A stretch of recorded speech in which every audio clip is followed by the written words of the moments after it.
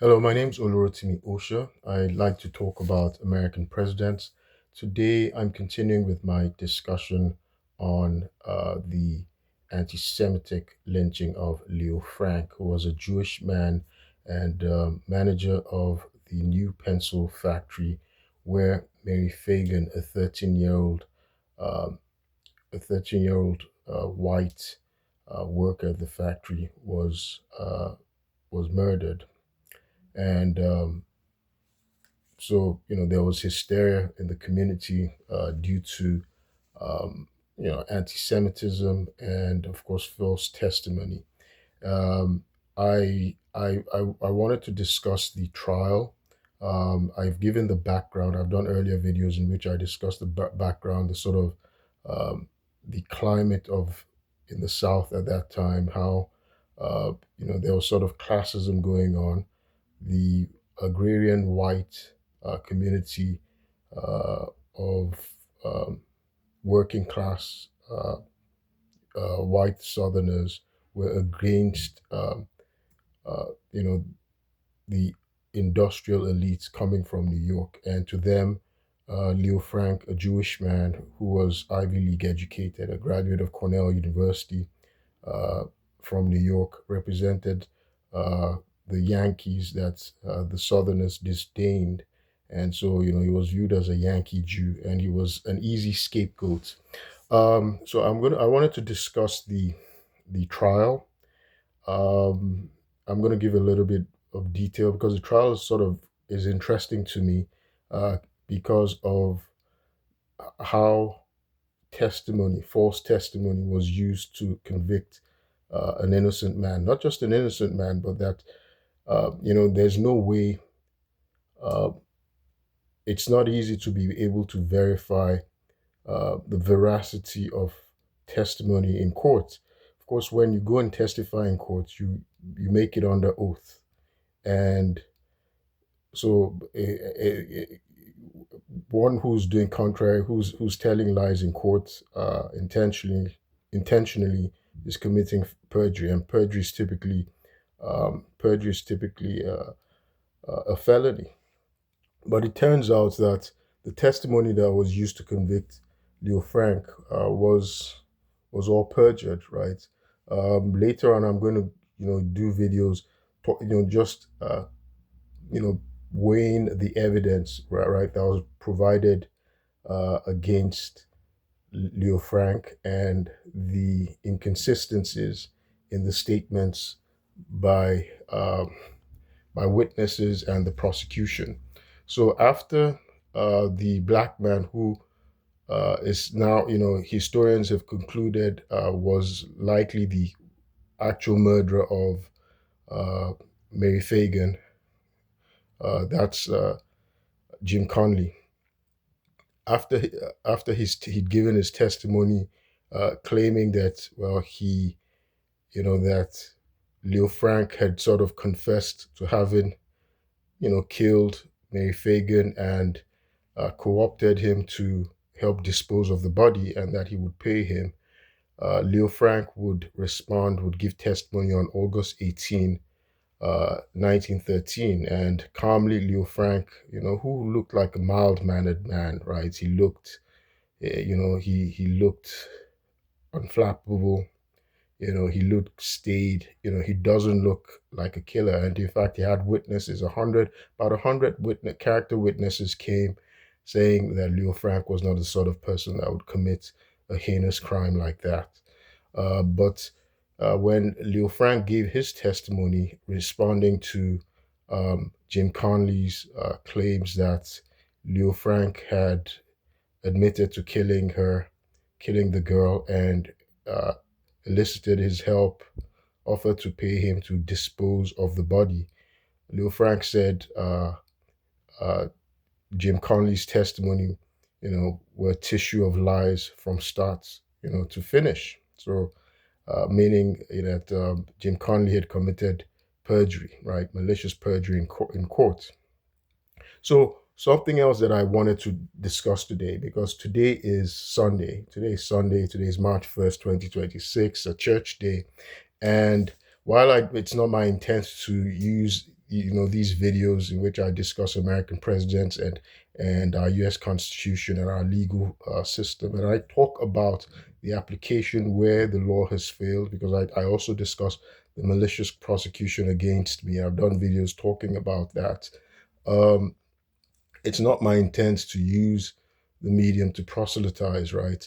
But because today's Sunday, and um, you know, one of the ways that I've been able to get through this is through my faith. And so once in a while, I'll make, practical references um, to the Bible, the objective, uh, the objective principles that are applicable, universally applicable for successful living, which we can obtain from the Bible. Um, And a reason why I say it's not my intent to use the Bible to proselytize, I view when I'm discussing these videos and I'm referring to the Bible, I use um, a historical perspective, historical analysis, right? An objective perspective. Now, in terms of my faith as being a Christian, right? Um, the Bible says we walk by faith, not by sight. So that's a reason why it's not my intent to proselytize. When I'm making references to the Bible, right? We walk by faith, not by sight. It means that uh, it's not easy for a man to explain their faith objectively, a reason why they believe what some might think is considered to be superstitious, right?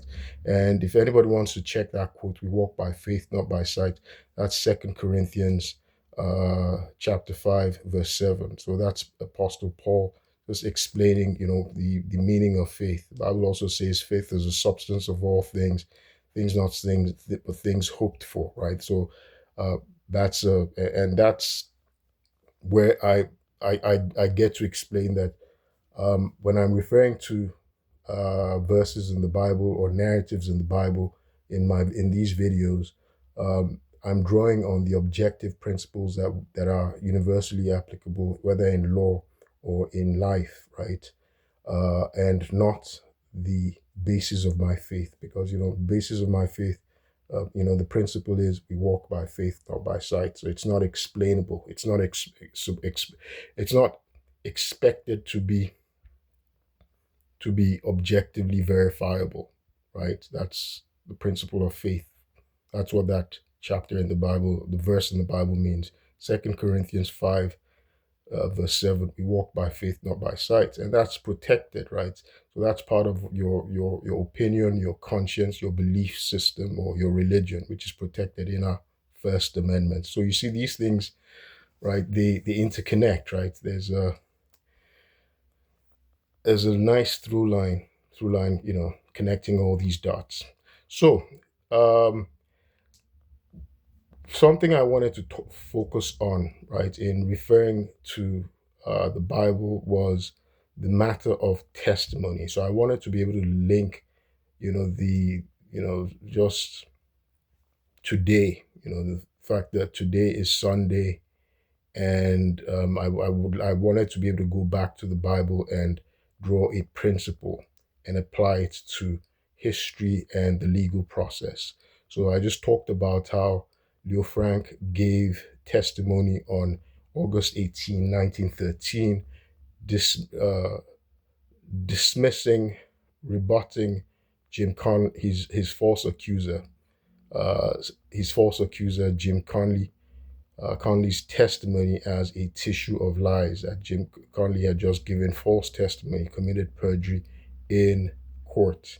Now, um, if one's familiar with the Bible, right, we would recall that uh, false testimony is condemned for believers. It's also illegal in our, it's illegal in our legal system, right? Giving false testimony, false oaths, that's considered perjury. It's a felony in many states. Most states, it's a felony in many states, in the federal government, many jurisdictions, it's a felony, right? It's a felony crime. Um, and in the Bible, the ninth commandment, right, if anybody's familiar with the Ten Commandments, which the children of Israel received from Moses, right, in the books called the Pentateuch, right, the first five books of the Bible, the Ten Commandments. We know of the Ten Commandments. The ninth commandment says, "Thou shalt not bear false witness," right, against thy neighbor. Do not bear false witness against your neighbor. So that's a commandment against perjury. And the deeper meaning of that commandment is that people should not go about damaging the reputation of people, right, through false testimony, right? Do not use false testimony, false witness to damage the reputation of people, innocent people. And you can see that this was what happened in the case of Leo Frank. This is particularly interesting to me because I wonder, I've been falsely accused. I've done videos. I'm not going to go into that here, how I've been falsely accused. And, the false accusations, at least that got the state of Maryland involved, apparently stemmed from, the perjury of a man who is a church elder, Jide Iwarere, right? Jide Iwarere.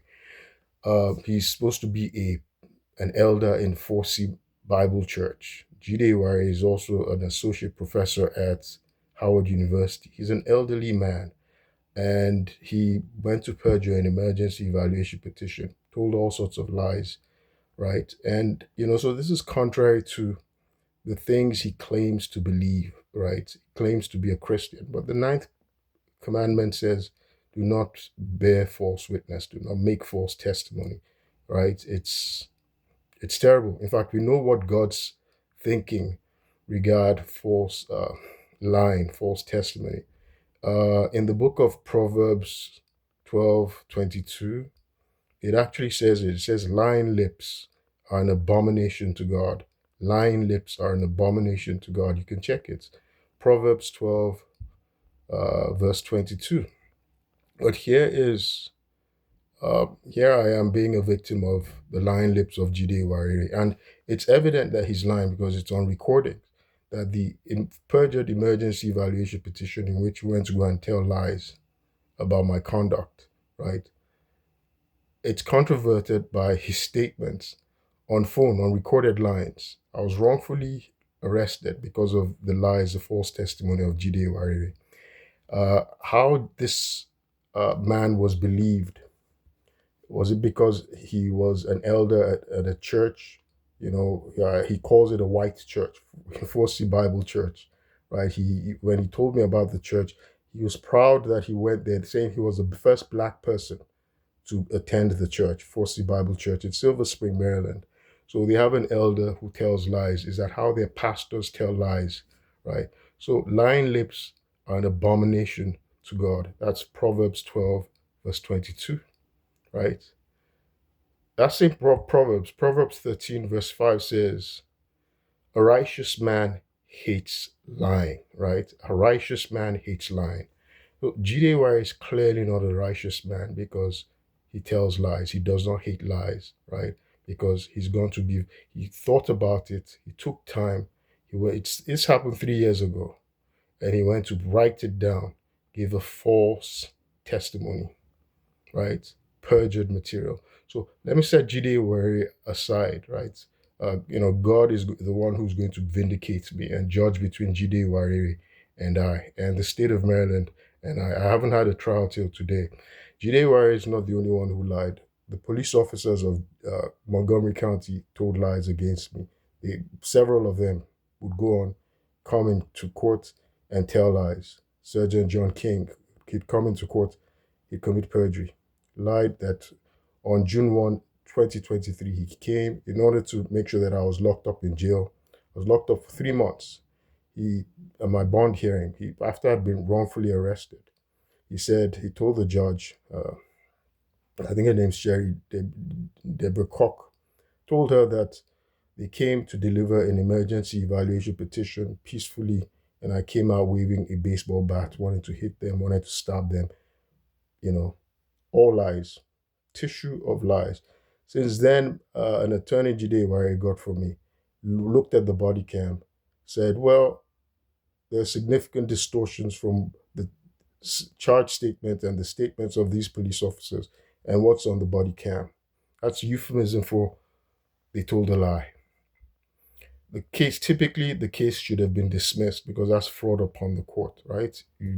So but they've continued it. This because the state of Maryland, you see the injustice, the abusive process, how powerful people are abusing process because of for whatever reasons, right? They're abusing the legal process, right? And persecuting an innocent man, pursuing a malicious vindictive prosecution for whatever reason.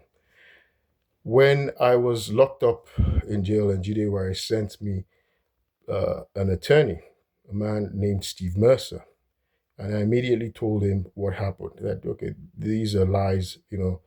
They've gone to obtain ex parte orders. An ex parte order means somebody goes to the judge and the judge makes a decision with one party alone.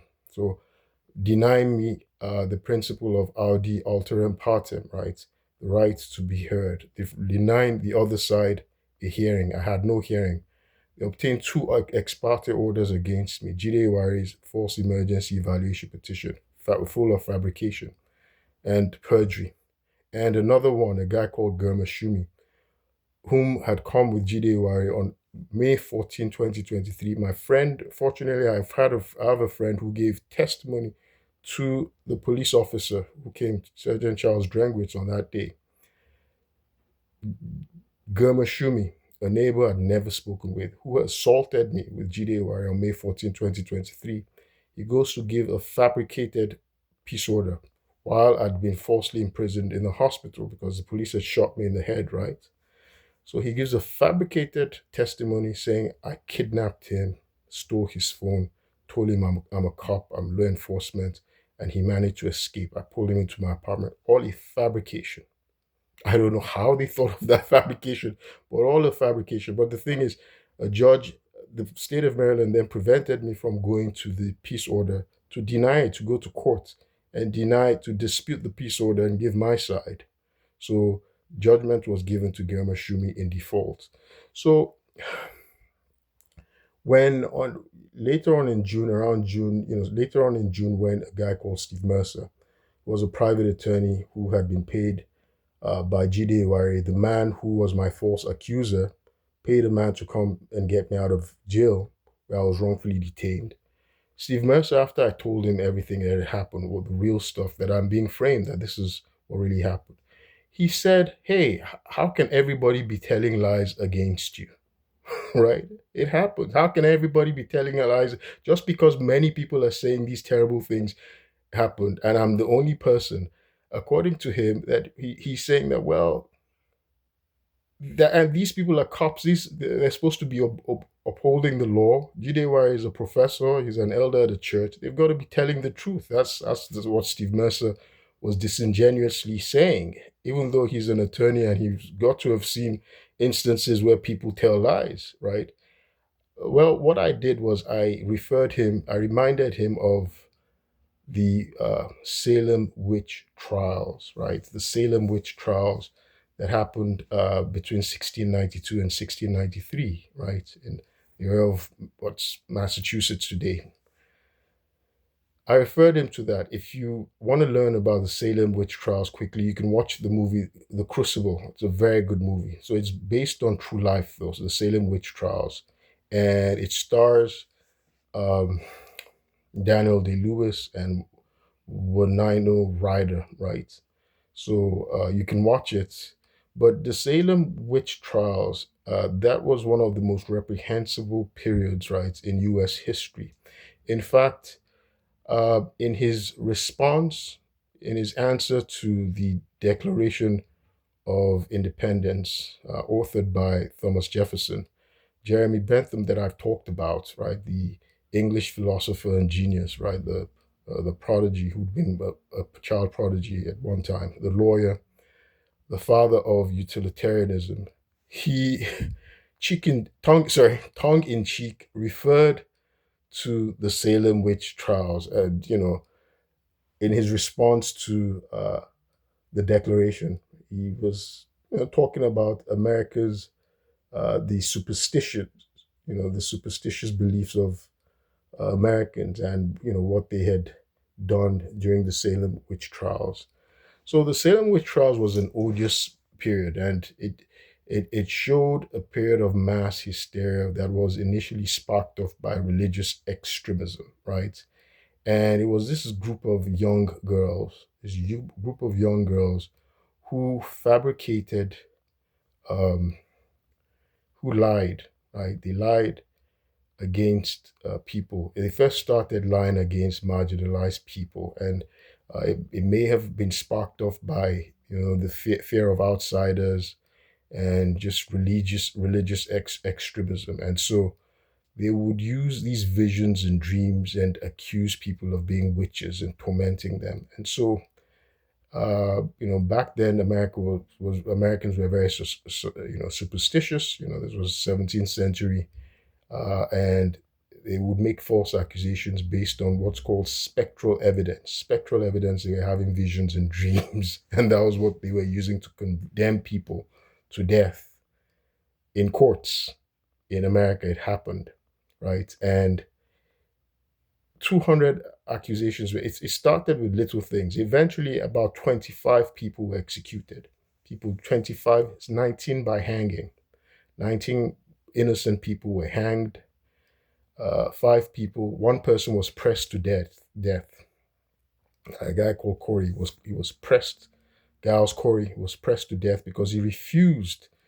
Because they were torturing and pressing. It was stones. They would put these heavy rocks.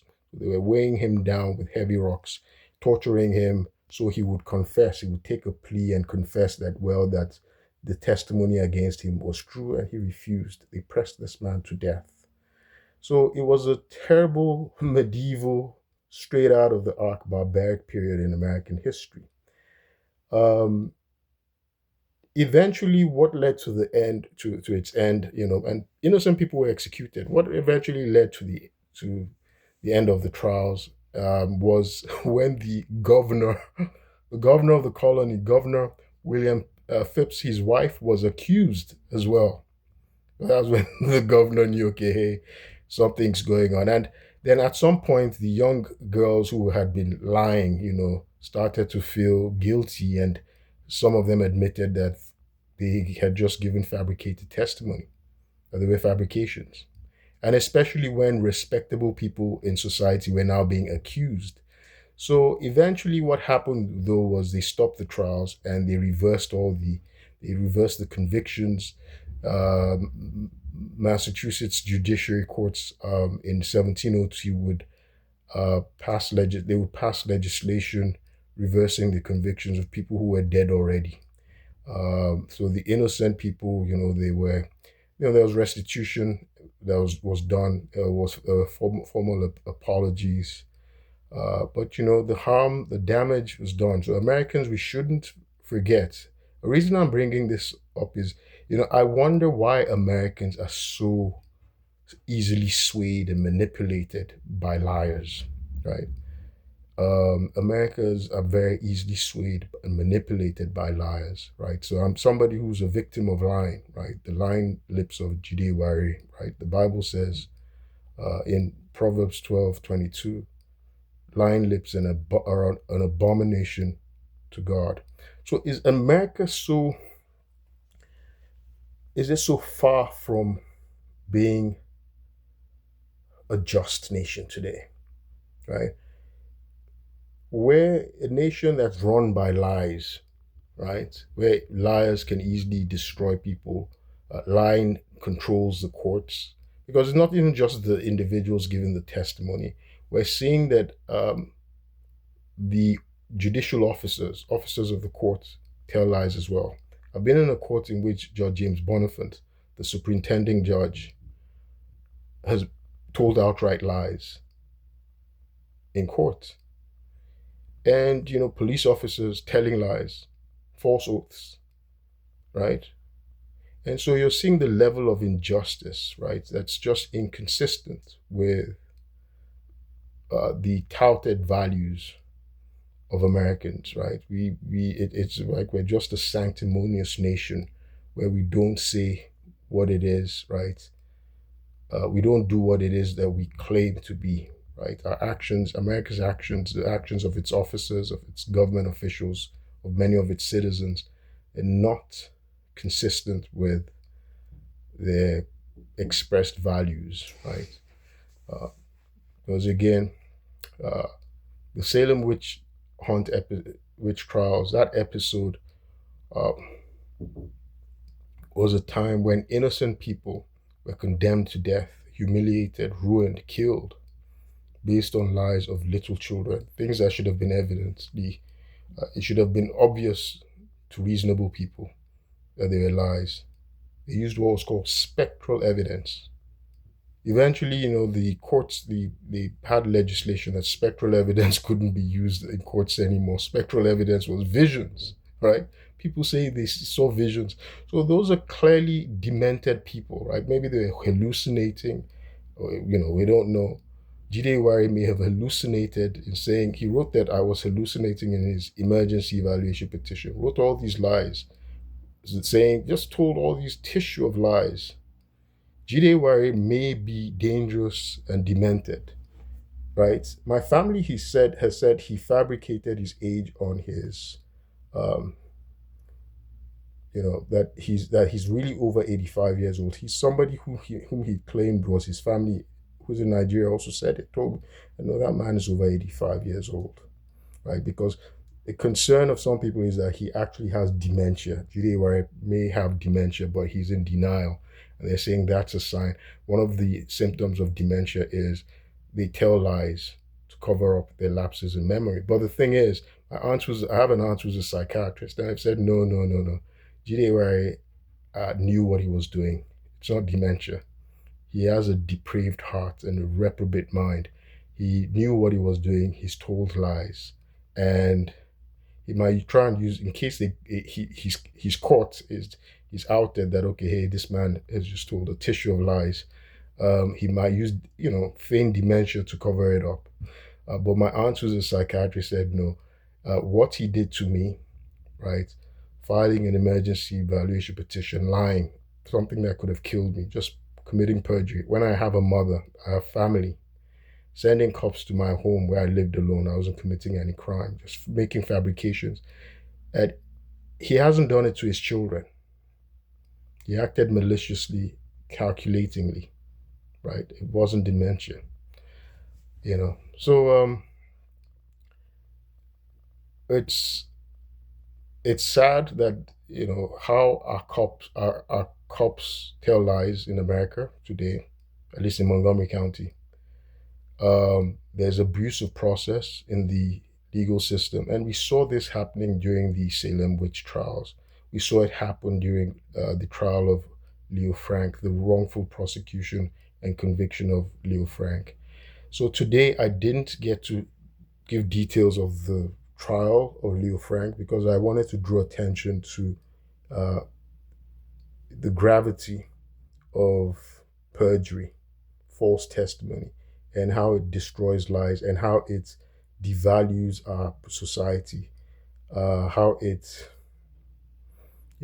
impugns on our constitution and the character of our nation. We saw it in the Salem Witch Trials. Americans should learn about Salem Witch Trials, what happened, right? And Americans should continue to talk about the trial of the anti-Semitic wrongful prosecution and conviction and the lynching of Leo Frank, who was an innocent man who was convicted based on false testimony. And it's ironic that it was a false testimony of the apparent murderer, Jim Conley, who was abetted and aided by a corrupt, overzealous prosecutor, Hugh Dorsey, who had political aspirations. In any event, I'll continue with the trial of Leo Frank in subsequent videos, and I'll stop here. My name is Olurotimi Osha. I'll keep you posted. Thank you.